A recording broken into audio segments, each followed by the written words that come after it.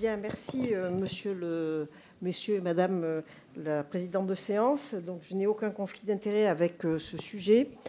Donc, il a fallu faire un choix égal. Je suis désolée, mais j'ai pas mis l'acidocétose ni le coma hyperosmolaire. J'ai choisi d'enlever les complications métaboliques qui relèvent plutôt, on va dire, du post-op, de l'AREA, on va dire, et de laisser à la majorité de gens qui sont au bloc opératoire les autres complications. Donc, je vous ai mis un espèce de plan. Je me suis adaptée au topo, au sujet qui avait été mis auparavant. Donc, je vais passer un petit peu de temps sur les complications dégénératives du diabète et des comorbidités parce qu'il peut y avoir en périopératoire des implications importantes, aussi bien que sur les neuropathies que les défaillances d'organes et en particulier les cardiopathies. La dysglycémie, je dirais juste un petit mot sur la cible glycémique ou les cibles glycémiques parce qu'on sait que c'est un élément qui est important. Et puis, je n'ai pas pu résister, mais ça c'est un clin d'œil à Dan, à la metformine, à vous dire deux mots, parce que je savais qu'il n'en parlerait pas et qu'il allait faire que les deux nouveaux. Mais j'ai envie quand même de vous dire deux, trois choses là-dessus. Alors, les complications dégénératives, elles sont un ensemble, vous savez, elles touchent chez le diabétique tous les organes. On ne va pas rentrer dans les détails. Et on a un rôle clé, parce que la détection doit être faite à la consultation d'anesthésie. Bien entendu, si le patient est suivi par un diabétologue ou même un généraliste et qu'il a un carnet, etc., ça va beaucoup vous aider. Et il faut savoir à la fois être précis, mais on ne peut pas passer 2 heures pour chaque diabétique à la consultation. Donc ça fait partie des recommandations qu'on a essayé de faire avec des éléments facilitateurs. Donc il y a les complications qui sont liées à la macro et la microangiopathie. Il y a les complications qui sont liées à la dysautonomie et puis l'équilibre glycémique est important et j'insiste déjà sur l'hémoglobine glyquée que vous devez avoir. Soit vous l'avez déjà parce qu'elle est récente, assez récente sur le carnet et par le suivi de ces diabétiques. Sinon, il faut le faire et je vous en dirai quelques mots. Et puis, je le dis tout de suite aussi, dialogue entre le patient diabétique, l'anesthésiste et le diabétologue, très important, si possible. Et donc ça, c'est quand même parce que les patients diabétiques se connaissent en général, surtout maintenant. Alors, première complication dégénérative, c'est le cœur. Et la pathologie n'est pas très complexe, mais il y a 2 éléments qui participent. Il y a des facteurs de risque non spécifiques, parce que c'est des patients qui sont obèses, qui sont hypertendus, et donc qui peuvent avoir une insuffisance coronarienne. En général, j'espère qu'ils ne sont pas trop diabétiques, pas trop tabagiques. Et donc ça, on sait que ça peut aboutir à l'insuffisance cardiaque. Mais il y a des choses qui sont spécifiques, et on parle de cardiomyopathie diabétique à l'état d'hyperglycémie, comme pour le reste d'ailleurs, parce qu'il y a des modifications métaboliques, il y a des modifications morphologiques, et donc ça va aboutir avec la neuropathie dysautonomique et la microangiopathie, à des dysfonctions, et donc finalement ça va se manifester par une insuffisance cardiaque, mais c'est une entité particulière qui s'ajoute aux facteurs de risque non spécifiques. Alors 2 choses qui sont importantes, certes l'insuffisance cardiaque, mais avant tout, le risque, c'est ça qui nous intéresse, le risque d'infarctus du myocarde en périopératoire. Donc, c'est une coronaropathie avec un risque qui est multiplié par 3,2 chez les patients diabétiques de type 2. Le problème, c'est que vous pouvez avoir des morts subites et que vous pouvez avoir des ischémies myocardiques silencieuses puisque, bon, d'abord, ils sont endormis, mais en plus, on ne le sait pas. Donc, 30 à 50% quand même des diabètes de type 2 peuvent faire de l'ischémie myocardique silencieuse. Et donc, le fait d'avoir ce genre de pathologie, évidemment, augmente la mortalité. Donc, je vous encourage à avoir un monitorage ECG complet chez ce type de patient avec les dérivations qu'il faut et de ne pas hésiter, en cas de doute, à faire du monitorage biologique avec la troponine. Vous avez vu, on ne fait que vous dire il faut surveiller, il faut faire des dosages. Alors, je crois qu'il faut le faire et je pense qu'on ne le fait pas suffisamment. Donc, il faut être vigilant à ça parce que si vous avez un infarctus en périopératoire et que vous ne l'avez pas vu, c'est quand même pas top. Donc, il y a des risques de coronaropathie, des facteurs de risque, bien entendu. Je ne vais pas tous vous les citer parce que sinon, je n'aurai pas le temps. Il faut que vous les recherchiez à la consultation d'anesthésie. Ça n'a rien d'extraordinaire. L'âge, l'ancienneté du diabète, s'il y a d'autres atteintes macro ou microvasculaires, les néphropathies associées, l'artérite, etc., etc. Vous regarderez ça en détail. Voilà. Un élément qui est intéressant, c'est que en général, quand vous avez une cardiomyopathie diabétique, vous avez associé, dans la moitié des cas, une rétinopathie et aussi très souvent une albuminurie. C'est quand même pas grand-chose de rechercher une albuminurie et quand même ça va vous donner une idée de l'importance de la macroangiopathie, des complications dégénératives. Vous voyez que ce qui est intéressant dans cette revue, c'est que l'insuffisance cardiaque, comme je vous l'ai dit, elle n'est pas que l'insuffisance cardiaque, la pompe. Il y a des remodelages, je ne vais pas rentrer dans les détails, qui sont en rapport avec des modifications du métabolisme, un stress oxydant, etc. Et il y a une reconfiguration du cœur qui aboutit finalement à une insuffisance cardiaque avec les caractéristiques de l'insuffisance cardiaque. Donc ce risque d'insuffisance cardiaque congestive, il est présent. Vous voyez qu'il est assez fréquent, 2 fois plus fréquent chez l'homme et 5 fois plus chez la femme. 30% des patients insuffisants cardiaques diabétiques ont une fraction d'éjection normale parce qu'en fait, c'est une dysfonction diastolique. Donc, on a quand même les moyens d'évaluer ça au moindre doute et d'aller faire une échocardiographie. Bien sûr, il y a des facteurs de risque, c'est toujours les mêmes. Et pourquoi j'insiste sur cette cardiomyopathie? Parce que ça expose en périopératoire à des instabilités hémodynamiques, en particulier des hypotensions. Et donc, il va falloir faire attention à vos techniques. Et il faut que ces patients, s'il y en a besoin, de faire du remplissage vasculaire, éventuellement des catécholamines ou des vasopresseurs. Ce n'est pas spécifique comme prise en charge, mais attention, ce sont des patients à risque d'instabilité hémodynamique. Donc, il faut essayer d'éviter d'utiliser des agents qui sont trop hypotenseurs ou des techniques qui sont très hypotensives. Si vous avez le moindre doute, si c'est de la chirurgie lourde, je reviens sur le monitorage ECG, éventuellement l'échocardiographie en péri ou en péropératoire, maintenant que c'est quand même rentré dans le commun de la surveillance périopératoire, des dosages de BNP en périopératoire et de la troponine. Troisième élément dans cette fonction cardiaque, les coronaires, l'insuffisance cardiaque, la dysautonomie cardiaque. Alors ça, c'est un vieux travail. Et ici, vous avez la comparaison entre des patients non diabétiques et des patients diabétiques sans ou avec neuropathie dysautonomique et donc le recours aux vasopresseurs pour des épisodes d'hypotension péropératoire. Vous voyez que, il n'y a pas photo.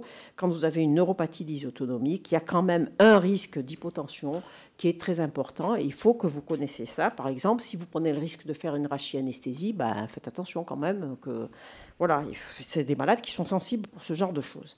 Alors, je ne vais pas rentrer dans les détails. Qu'est-ce que c'est que la neuropathie? La dysautonomie, c'est à la fois atteinte du sympathique et du parasympathique. Il peut y avoir les deux. Alors, ça dépend de l'ancienneté et tout ça. Ça dépend. Il peut y avoir les deux en même temps, l'un ou l'autre. Ce qui est touché, c'est la fréquence cardiaque, la fréquence respiratoire, et je vais vous dire comment on peut essayer de détecter. En général, ils le savent, les patients, s'ils ont une neuropathie dysautonomique, mais quand même, il faut que vous la recherchiez, en tout cas que vous vous renseigniez là-dessus. Donc, Dan vous a montré cette diapo, moi je la trouve vachement bien quand même, elle a été bien faite, et on a essayé de faire, je me souviens, on se battait pas, mais on a beaucoup discuté avec les diabétologues qui n'ont pas la vision qu'on peut avoir. On leur a dit, mais attendez, nous, on ne peut pas avoir un anesthésiste qui reste 1 heure en consultation. Donc, il faut qu'on mette des choses pragmatiques. La première chose, c'est il faut parler avec le malade, ils se connaissent et il faut lui demander s'il a eu l'infarctus, s'il a des douleurs, s'il a l'estomac qui est pesant, etc.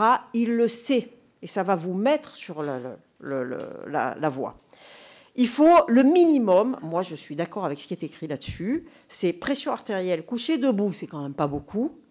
Bon, le CG de repos, bandelette urinaire, éventuellement la créatinémie, ça c'est quand même pas très compliqué. Et il faut savoir si votre malade, il est symptomatique ou asymptomatique. Il peut être symptomatique. Donc si vous ne lui demandez pas est-ce que vous avez eu des douleurs, est-ce que vous avez des troubles du rythme, etc., vous ne le saurez pas. Donc il faut lui demander, il faut regarder s'il y a des signes d'ischémie, s'il y a eu un infarctus silencieux auparavant ou pas. Asymptomatique, il faut que vous suspectiez la présence de ce risque. S'il y a d'autres atteintes artérielles dans d'autres endroits, s'il y a l'albuminurie, comme je vous ai dit, s'il y a une insuffisance rénale, le score calcique, on va passer. Et si vous êtes face à une chirurgie majeure, le score de Lee, ça reste quand même un bon score, enfin à mon sens, pour essayer d'évaluer un risque de coronaropathie. D'accord ? Et si vous avez le moindre doute, il faut discuter avec le cardiologue et essayer de faire des tests. Pour la dysautonomie cardiaque, vous voyez qu'on a pris des choses qui sont finalement pas très compliquées. Donc, je ne vais pas rentrer dans les détails, mais c'est facile de penser qu'il y a une dysautonomie si le patient il est tachycarde en permanence. D'accord ? Si vous avez un QT long, si vous avez de l'hypotension orthostatique, donc pression artérielle debout couché, c'est très important. Si vous avez de l'hypoglycémie grave non ressentie, que le diabétique vous dit oui, moi ça m'est arrivé de faire des épisodes d'hypoglycémie, mais j'ai rien senti, etc., etc. Si c'est asymptomatique, il faut rechercher quand même, et il faut faire 2 tests pour essayer de dépister. Ça suffit, mais même sans mesurer au millimètre plus. C'est le test de variabilité de la fréquence cardiaque en respiration profonde. Donc, vous faites l'électro, vous lui demandez de respirer profondément. Vous allez voir si ça varie ou pas. Et puis, le test de variabilité de la fréquence cardiaque à l'orthostatisme, c'est quand même pas énorme. Donc, avec 2 tests, et donc, puisqu'il faut faire un électro, c'est plutôt bien. Alors, la néphropathie diabétique. Alors, je ne vais pas faire tous les organes, mais enfin, ceux qui sont importants.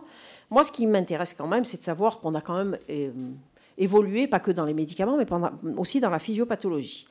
Moi, j'ai appris, interne et même chef, etc., que la néphropathie diabétique, c'était de la sclérose glomérulaire, parce qu'ils étaient hypertendus, donc ils ont la microalbuminurie, ils sont hypertendus, et ils ont une dysfonction rénale, ils peuvent avoir avec une baisse du débit de filtration glomérulaire.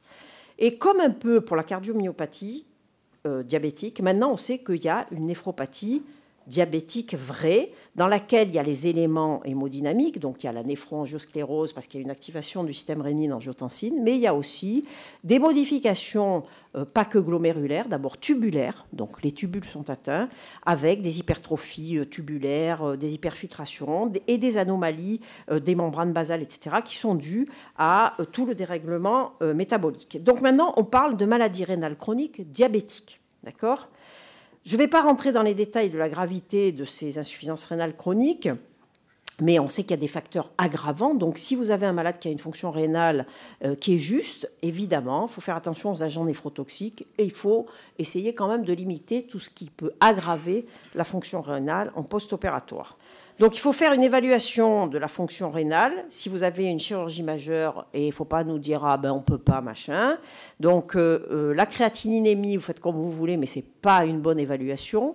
Il faut faire une clairance de la créate. Et donc, sur quelqu'un qui est à la maison, ce n'est pas de la réanimation.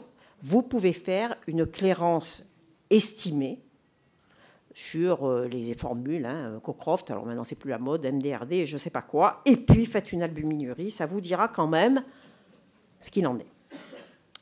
2 mots sur la dysautonomie. La dysautonomie, Dan vous en a parlé, donc c'est fréquent chez les diabétiques, mais pas que. Il y a des patients qui ont des gastroparésies sur des dysautonomies. Vous voyez ici les symptômes, donc ça peut atteindre 95% des diabétiques, mais finalement, il faut que ce soit un diabète qui est ancien, souvent, et c'est souvent associé justement à une ancienneté et d'autres complications dégénératives, en particulier la rétinopathie et la néphropathie. D'accord ? Donc, plutôt, méfiez-vous, c'est dans le cas des hyperglycémies chroniques.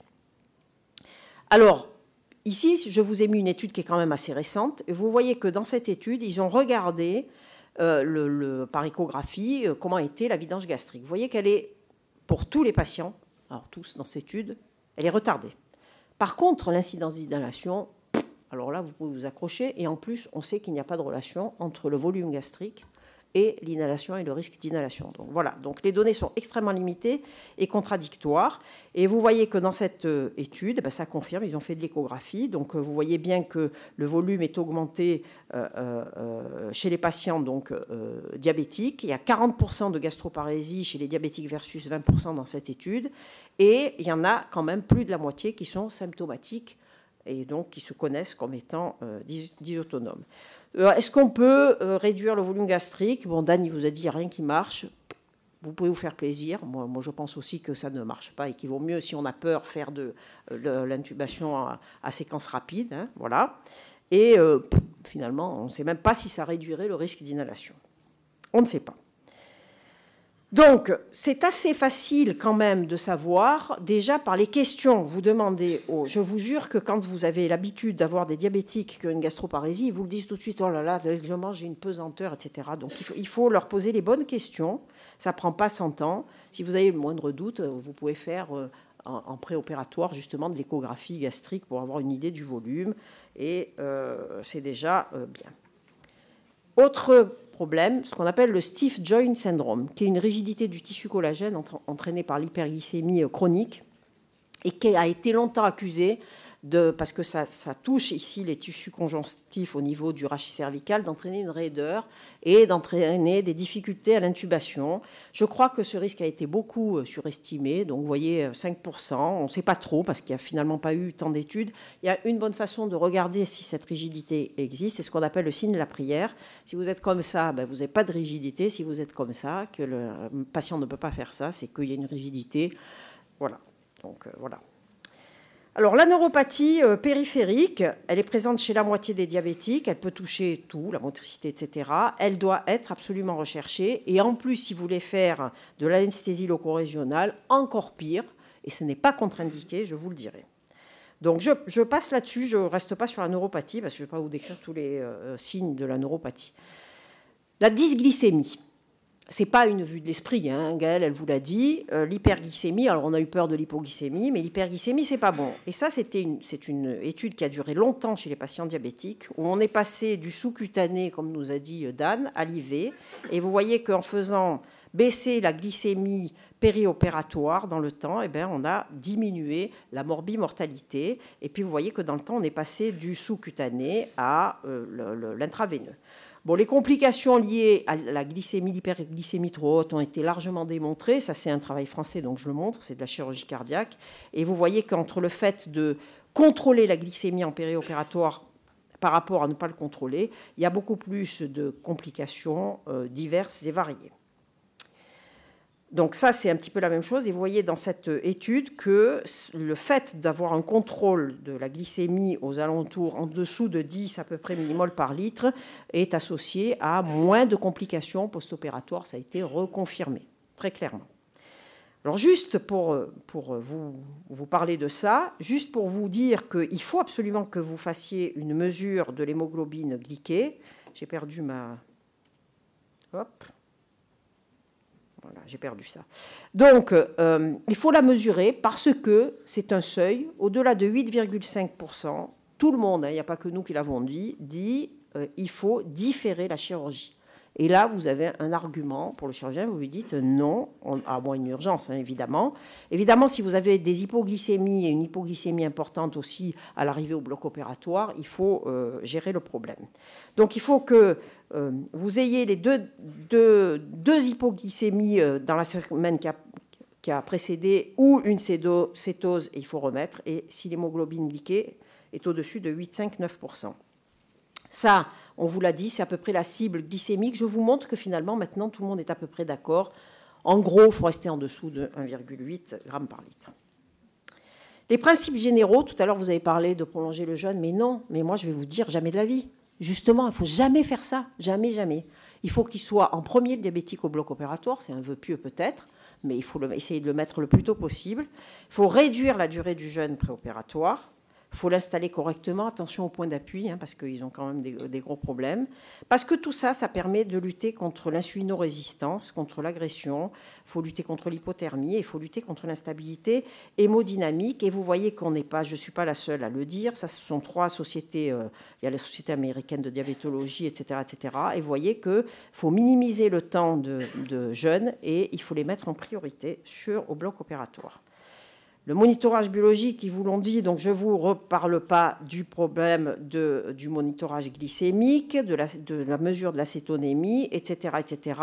Faites attention quand même aux mesures de cétonémie en capillaire quand les malades sont très hypovolémiques ou en état de choc parce que ça ne circule pas et donc ils sont assez faux.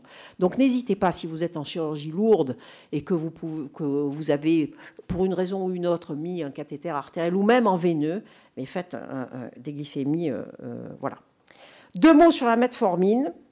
On est quand même sacrément en retard. Regardez, 2011, 2010, que ce soit diabétologue ou radiologue, c'est continuer la metformine, sauf à midi, 6 traitements 3 fois par jour, pas d'injection de produits de contraste et un débit de filtration glomérulaire supérieur à 50 ml par minute. Donc, si vous avez une bonne fonction rénale en préopératoire, a priori, sauf cas particulier, c'est peut-être pas la peine d'arrêter, surtout que même si vous arrêtez, la demi-vie de la metformine, c'est pas une demi-journée. Donc, ce qui est grave, c'est de ne pas le reprendre ou c'est de l'arrêter après, secondairement, quand il y a eu les complications. Et là, vous voyez que les radiologues, c'est ne pas arrêter la metformine tant que vous avez une fonction rénale qui est... Voilà. Le risque d'acidose lactique, il est en fait extrêmement faible. Et vous voyez, les dernières recommandations qui ont été faites dans les différentes sociétés, c'est vous prenez normalement pour 2 sociétés, sinon vous arrêtez juste la veille. Et puis, vous reprenez le jour de la chirurgie, si tout va bien et que vous avez vérifié que la clairance de votre malade est bonne. La plus grosse erreur, c'est ça. Et c'est là que vous aurez des problèmes. Et pour enfoncer un peu plus le coup, vous voyez que ça, c'est une étude qui est quand même de 2022. Ils ont regardé si le fait d'arrêter ou de ne pas arrêter la metformine sur la mortalité après chirurgie faisait quelque chose. Et vous voyez, ça, c'est la mortalité à 30 jours. Bon, il n'y a pas beaucoup de différence. Et regardez ici, la mortalité, c'est des études randomisées. La mortalité à 90 jours est moindre chez les patients qui ont gardé la metformine. Et vous savez que maintenant, on voudrait mettre de la metformine aux malades en réanimation parce qu'il y a d'autres effets que la glycémie. Voilà. Donc, j'avance. Très vite, Emmanuel, je ne vais pas prendre trop de temps. Technique anesthésique, vous pouvez faire ce que vous voulez. Il n'y a pas de technique qui soit meilleure. Vous faites ce que vous voulez, machin. Vous avez le droit de faire de la loco-régionale. Est-ce que c'est mieux l'intraveineux que l'allogéné? Alors, je ne vais pas vous dire oui. Il n'y a pas grand-chose. J'ai trouvé que cet article. Et en fait, l'intraveineux fait un contrôle meilleur de la glycémie, on va dire.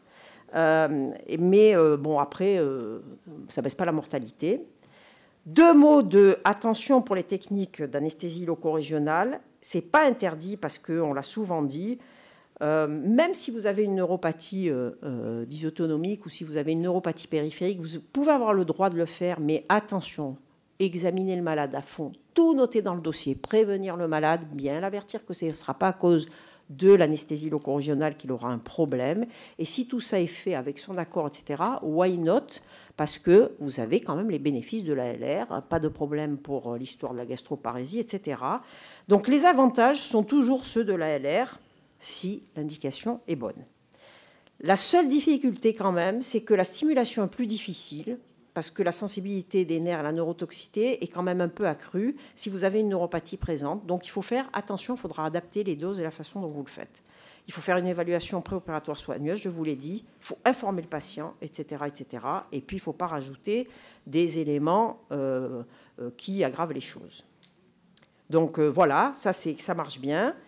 Et ma conclusion, c'est de dire que la consultation d'anesthésie, c'est quand même la sécurité. Ce n'est pas pour rien qu'elle est obligatoire en France et ailleurs. Donc, c'est là que vous allez voir où est-ce que ça va risquer, quoi. Donc, il faut voir s'il y a des complications dégénératives.